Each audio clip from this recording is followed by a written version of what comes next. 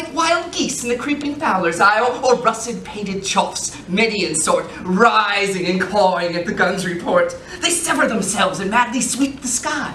So at his sight, away his fellows fly. You were really wicked before. I feel rather frightened. I'm so afraid he will look just like everyone else. He does. You're my little cousin Cecily, I'm sure. You're under some strange mistake. I'm not little. In fact, I believe I am more than usually tall for my age. But I am your cousin, Cecily. You, I see from your card, are Jack's brother, my cousin Earnest. My wicked cousin Earnest. Oh, I'm not really wicked at all, Cecily. You mustn't think I'm wicked. If you are not, then you have certainly been deceiving us all in a very inexcusable manner. I hope you've not been leading a double life, pretending to be wicked when you were really good all this time. That would be hypocrisy. Oh, of course I've been rather, reckless. I'm glad to hear it. In fact, now you mention the subject, I've been very bad in my own small way. I don't think you should be so proud, though I'm sure it must have been very pleasant. It's much pleasanter being here with you. This world's good enough for me, Cousin Cecily. Yes, but are you good enough for it? I'm afraid I'm not that. That is why I wish you to reform me. You might make that your mission, if you don't mind, Cousin Cecily. I'm afraid I've no time this afternoon. Well, would you mind my reforming myself this afternoon? It is rather quixotic of you, but I think you should try. I will. I feel better already. You're looking a little worse. How thoughtless of me. I should have remembered that when one is going to lead an entirely new life, one requires regular and wholesome meals. Won't you come in? Thank you. Might I have a buttonhole first? I never have any appetite unless I have a buttonhole first. And what's your meal? I'd sooner have a pink rose. Why? Because you are the pink rose, Cousin Cecily. I don't think it can be right for you to say that to me. Miss Prism never said such things to me. But Miss Prism is a short-sighted old lady. You are the prettiest girl in the whole world. Miss Prism says all good looks are a snare. They are a snare that any sensible man would wish to be caught in. Oh, I don't think I would care to catch a sensible man. I shouldn't know what to talk to him about.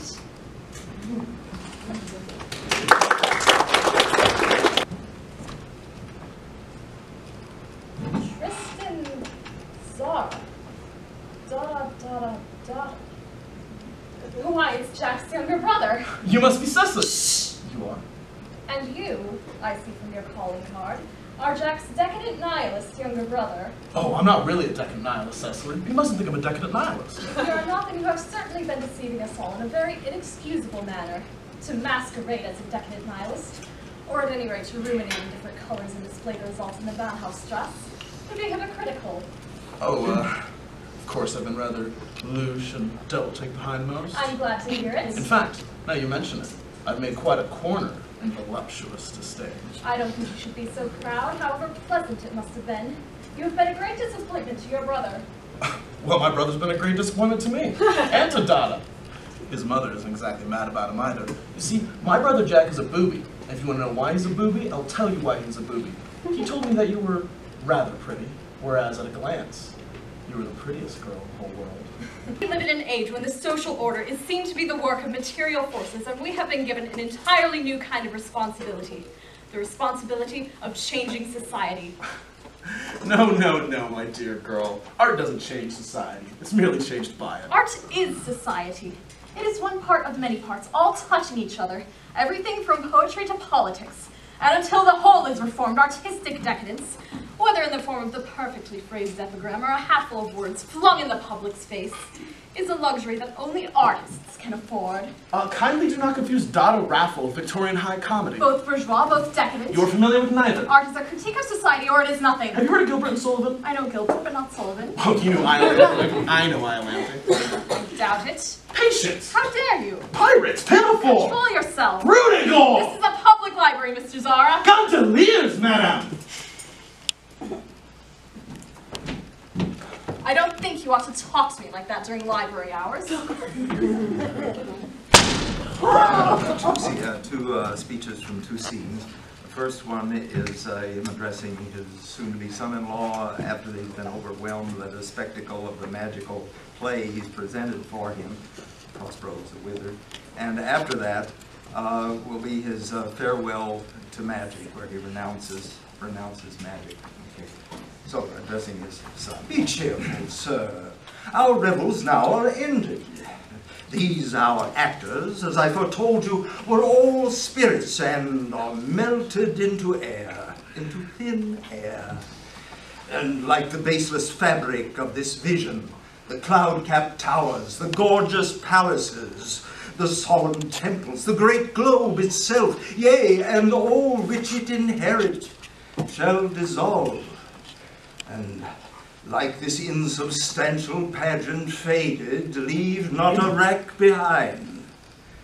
We are such stuff as dreams are made on, and our little life is rounded with a sleep. Sir, I am vexed. Bear with my weakness, my old brain is troubled. Be not disturbed. A turn or two I'll walk, to still my beating mind.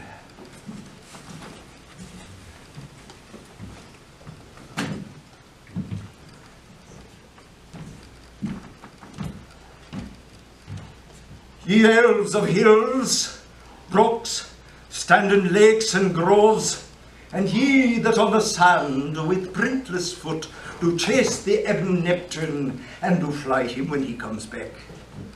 Ye demi-puppets that by moonshine do the green sour ringlets make, whereof the ewe not bites, and you whose pastime is to make midnight mushrooms that rejoice to hear the solemn curfew.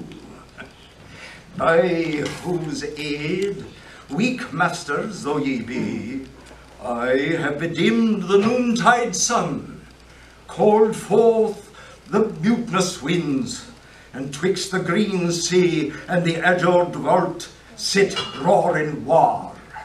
With dread rattling thunder have I again fire, and rifted Jove's stout oak with his own bolt. The strong-based promontory have I made shake, and by the spurs plucked up the pine and cedar. Braves, at my command, have waked their sleepers, oped, and let them forth by my so potent art. But this rough magic I hear of Jor, and when I have required some heavenly music, which even now I do, to work mine ends upon their senses that this airy charm is for, I'll break my staff, bury it certain fathoms in the earth, and deeper than did ever plummet sound, I'll drown my book.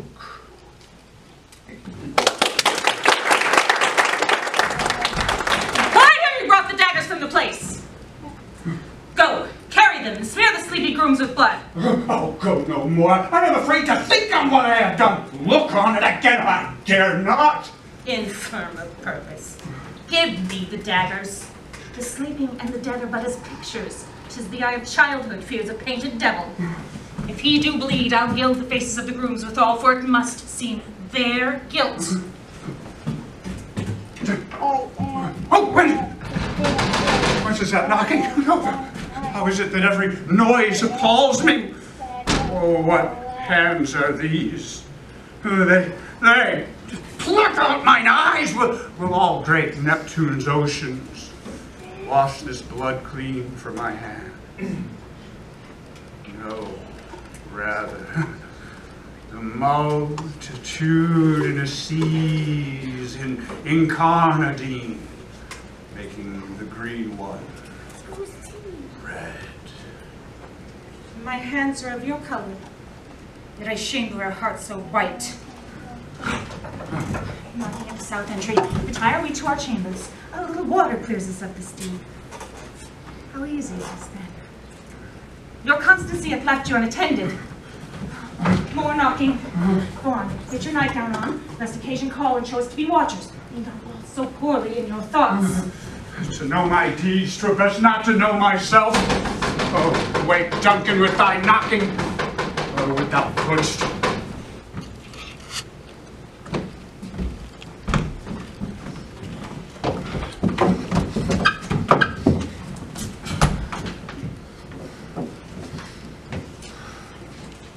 Which be the malefactors? Mary, that am I and my partner. Nay, that's for certain. But we have the exhibition to examine. But who are the offenders who are to be examined? Let them come before Master Yea, Constable. let them come before me. What is your name, friend? Braccio. Pray, write down Braccio. And yours, Sarah? I am a gentleman, sir, and my name is Conrad. Write down Master Gentleman Conrad. Masters, do you serve God? Yes, sir, we hope. Write down, they hope they serve God. But write God first, for God defend, but God should go before such villains. Masters, it is proved already that you are little more than false knaves. And it will go, thought to be near so surely. How do you answer you for yourselves? Marry, sir, we say we are none. Marvelous, witty fellow. But I shall go by it. Let the watch come farther. Masters, I charge you in the prince's name. Accuse these men. This man said, sir, that Don John, the prince's brother, was a villain. Write down Prince's John's brother a villain. Why, that is flat perjury. To call a prince's brother villain. Master Constable! Oh, pray thee, fellow, peace. I do not like that man. That promise thee. What heard you him say else? Marry, sir, that he received 1,000 ducats of Don John for accusing the lady hero wrongfully. Flat burglary, if ever was committed. Yea, by mass it is. Now what else, fellow? That Count Claudio did, upon his words, mean to accuse Lady Hero before the whole assembly and not marry her. Well then, thou wilt be condemned into everlasting redemption for this. Then what else? That is all. And that is more, masters, than you can deny. Prince John is this morning secretly stolen away. Hero was in this manner accused, and in this very manner refused, and upon the sudden grief of it died. Master Constable, have these men be boned and brought to Leonardo's. I will go before and bring him my examination. Yes, come, let them be opinioned. Off, coxcomb! God's my life. Where's the sexton? Let him write down the prince's officer. Coxcomb. Come by them, thou naughty lad. Away! You are an ass! You are an ass!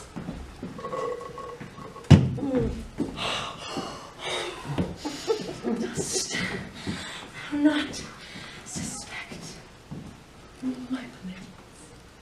Dost thou not suspect my years? Oh! You're what we do an ass. Oh, but masters, forget not that I am an ass. Though it not be written down yet, forget not that I am an ass. No, thou villain, thou art full of piety. I shall be proved upon thee by good witness. I'm a wise fellow. And, which is more, an officer.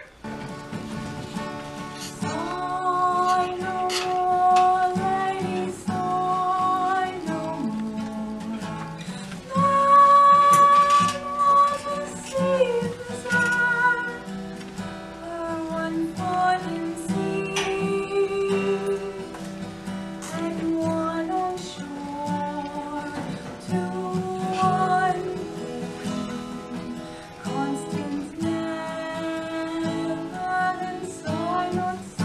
Then sigh not so, But let them go. but let them go. Be your mind and fall, beneath converting all, Converting all sound of woe into hey, naughty, naughty. Sing no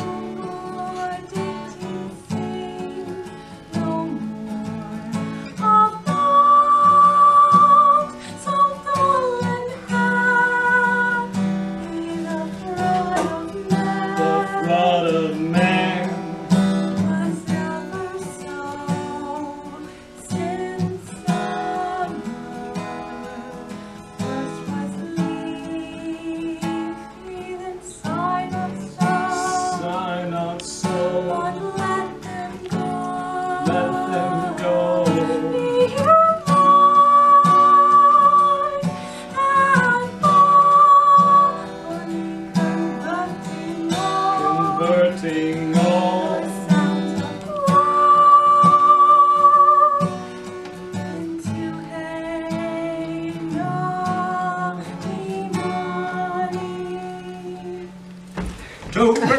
Now he's rising, and the lonely's fit to fly, which were bent on signalizing with unusual revelry. Here's good luck to Frederick's ventures, Frederick's out of his indentures. Yes, Frederick, from today forward you rank as a full-blown member of our band. Friends, I thank you all from my heart for your kindly wishes. Would that I could repay them as they deserve. Whatever do you mean? Today, I am out of my indentures, and today, I leave you forever. Well, this is quite unaccountable. A keener hand at scuttling a canard or cutting out a P&O never shipped a handspike. Aye. Yes, I have done my best for you. And why? It was my duty under my indentures, and I am the slave of duty. As a child, I was regularly apprenticed to your band. It was through an error. No matter, the mistake was ours, not yours, and I was in honor bound by it. An error? What error?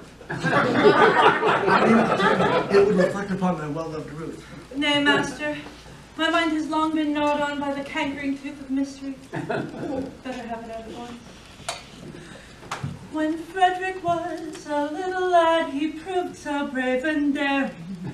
His father thought to apprentice him to some career seafaring. I was, alas, his nursery maid, and so it fell to my lot to take and bind this promising boy as apprentice to a pilot. I was a stupid nursery maid, on breakers always steering. I did not catch the word aright for being hard of hearing, mistaking my instructions, which within my brain did gyrate. I took and bound this promising boy, apprentice to a pirate. Pardon, Frederick, pardon. Rise, my sweet, I've long pardoned you. The words were so much alike. Always act in accordance with the dictates of your conscience, my boy, and chance the consequences. Besides, we can offer you but little temptation to remain with us. We can't make piracy pay. I'm sure I don't know why, but we don't. I know why, but alas, I mustn't tell you, it wouldn't be right. Well, why not? It's only 11:30, and you're one of us until the clock strikes 12. True. And until then, you're bound to protect our interests. Aye. Well, it is my obligation to tell you as a pirate that you are too tender-hearted. For instance, you make it a point of never attacking a weaker party than your own. And when you attack a stronger party, you invariably get thrashed. There's some truth in that. Then again, you make it a point of never harming an orphan. Of course! We're orphans ourselves, and know what it is. Aye. Yes, but it has got about. And what is the consequence? Everyone we capture says he's an orphan. The last 3 ships we took proved to be manned entirely by orphans. So we had to let them go. One would think that Great Britain's mercantile navy was recruited solely from her orphan asylums, which we know is not the case. But hang it all! Do you want us absolutely merciless? I don't think much of our profession, but contrasted with respectability, it's comparatively honest. No, Frederick, I shall live and die a pirate king!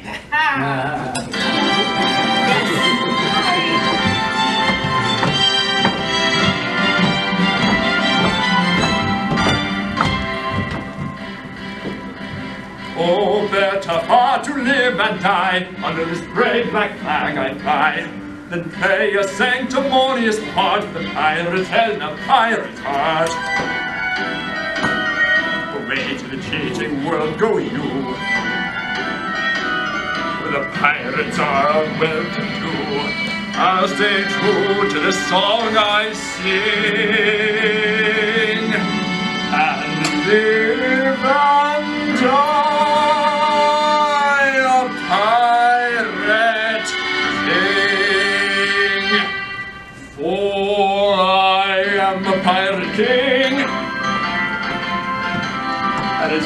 it is a glorious thing to be a pirate king. Oh, I am the pirate king. The pirate king. And it is a glorious thing to be a pirate king. It is hurrah for the pirate king. Hurrah for the pirate king.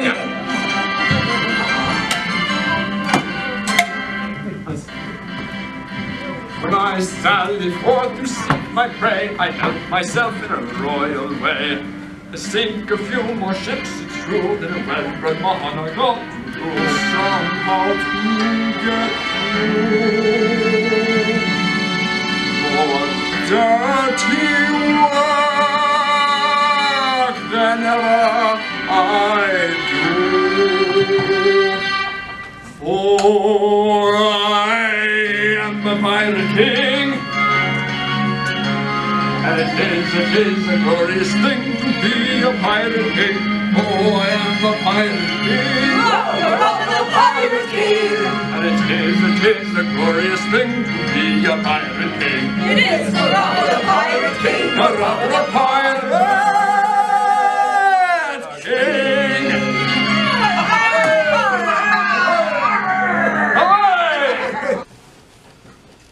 Volunteers are the backbone of our organization, and otherwise, without our volunteers, we wouldn't exist. And remember, there's a multitude of ways to get involved, whether it be acting, directing, stage management, lighting. There's all sorts of ways to be involved. So from that standpoint, if any of you would like to ever be involved, don't think that it just has to be from the standpoint of acting. Anyway, we've got coming up, we've got another scene to show you. The playwright is Jackie Lee King Jr. The work is The Great Art of Clarification, and we have Nathan Cambridge and Caitlin Vesley.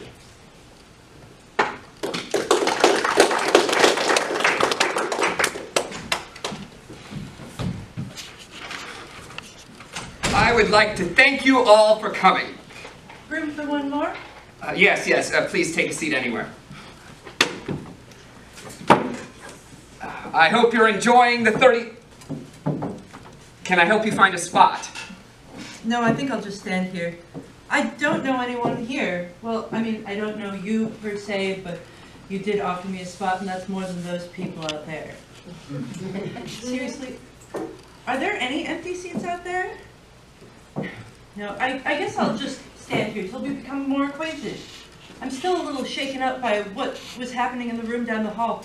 Sounded like a bunch of monkeys? Chimpanzees, actually. Actual chimpanzees. Oh, they're very professional and very polite.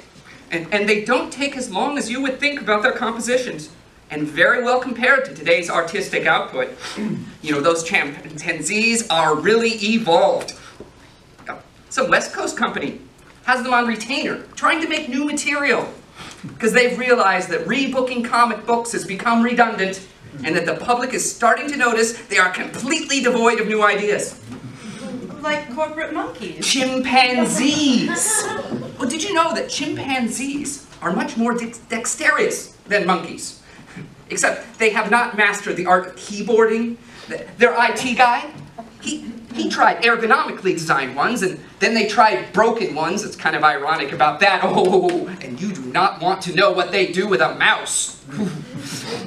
I think they use Windows 10. I'm starting to wonder if I'm in the right place. Is this not the art of conversation? Yes. Yes, as in yes, this is the art of conversation course, or yes, it is not the art of conversation course. Of course. Please take a seat. You will be enlightened. I'm not optimistic. Now, let's not talk politics here. I know. We can do an activity that will loosen everyone up. How does that sound? Yeah. Oh, great. Let's do an exercise about the art of conversation. And for this, I will need 4 volunteers from the audience, and since you're up here, you can be my helper. 4, anybody? Anybody? I'm going to draft you. Raise your hand. Save that other person. We've got at least one over. let's see. Just go grab some people. Yeah. How about this gentleman in the blue shirt? Oh yeah, come up, sir. You'll do great. Just go help. Go grab him. All right. What's your name? Thank you. Now you stand right here. All right. And next, and you will be number 1. Very easy. Here's your first line when I point to you. And there's your second line when I point to you. Excellent, excellent. Let's see. You did? All right, well, come on up. All right, let's see here. Let's put you in between these two guys. You're here. All right. And, okay, no, that didn't work at all. Here, okay. In between, you over there. Over here. Over there. All right, excellent, excellent. Now, you are number 2. You will say this when I tell you to do number 2. And you are number 3. Now, number 3, please note right this. All right. When I call on you, you'll figure it out. You look smart. Everyone with blue hair is smart. All right. And you are number 4. So when I point to you, you are going to read that. I certainly hope. All right. So here we go. Face that way. Now, audience number 1, read your card. Spell 2. And now, number 2. Can you use it in a sentence? And back to 1. I was too excited to sit down for 2 minutes. Kind of like my helper here. Good, excellent. Now, number 3. Read from your card. Yeah. And number 4. Can you use it in a sentence? No, you should know how to spell. See, this is the kind of exercise that gets conversation going. Big hand, go back to your seats.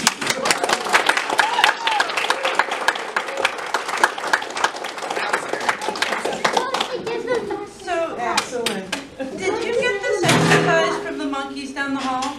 I don't understand. Do I have to spell it out? Can you use it in a sentence? Look, if you want to get a conversation started, you have to have something in common. And great literature can be that connection, but if you don't have time to read a book, what about a great show or a play?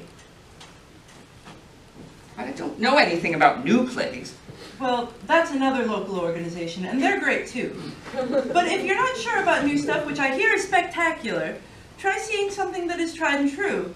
Maybe it was a play you were forced to read in grammar school or in your college feminist literature class. What? Listeria? That geek play? I didn't care much for that. And you know, if Penelope Nissan had kept her mouth shut, she would not have to go to war with those exes. I don't even know where to begin. Lysistrata, not listeria, which is a foodborne illness, by the way, and not a play about the battle. Isn't that where they got Listerine? I always wondered where that came from. Well, it doesn't really matter now, does it? I mean, men, women, we all want it, and we're talking about food, right? Now really, it's just a big deal over nothing. Wow. Much ado about nothing, really? You're not any better than the chimps down the hall, and they have all the time in the world to write this stuff. And what's wrong with tried and true ideas? Shakespeare really shaped the conversations over the centuries. Yeah, but so many of those Shakespeare plays are long, boring, and sad. And what's the deal with the limbic pentameter thing? Nobody monkeys around with that anymore. Have you ever seen one perform? No. Then why don't we check out the next performance of the Monroe County Civic Theater? I don't know. I never know what their schedule is. Well, I have a sneaky suspicion that it's sooner than you think. Fine. But you have to get me by the room with the chimps in it. That's some crazy stuff they're flinging around there.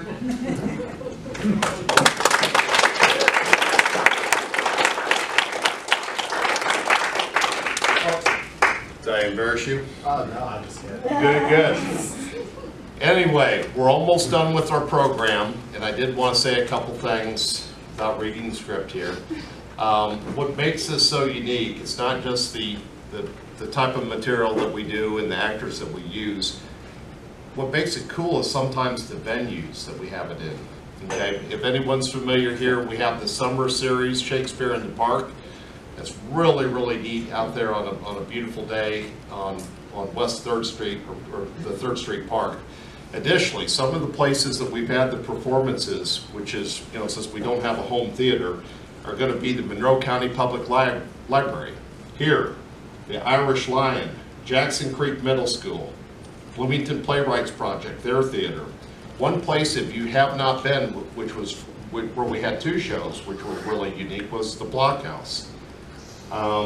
And then what's interesting, our next production is It's a Wonderful Life, which will be at Sherwood this Christmas.